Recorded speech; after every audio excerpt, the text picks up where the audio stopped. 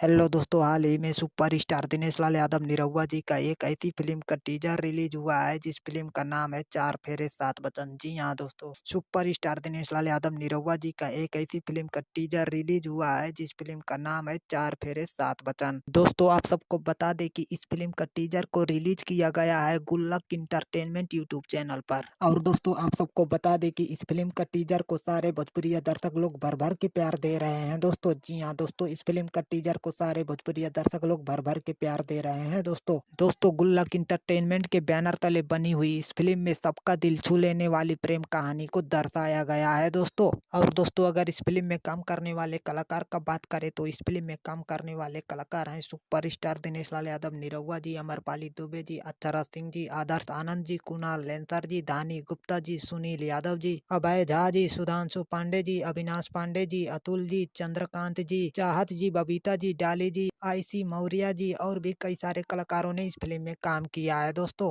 और दोस्तों, आप सबको बता दें कि इस फिल्म के सारे कलाकारों ने इस फिल्म में एकदम दमदार काम किया है दोस्तों। जी हाँ दोस्तों, इस फिल्म के सारे कलाकारों ने इस फिल्म में एकदम दमदार काम किया है दोस्तों। तो चलिए दोस्तों, इस फिल्म का रिव्यू यहीं पर खत्म करते हैं दोस्तों। अगर इस फिल्म का रिव्यू आप सबको अच्छा लगा हो तो लाइक, कमेंट और सब्सक्राइब जरूर करिएगा दोस्तों। चलिए, धन्यवाद दोस्तों।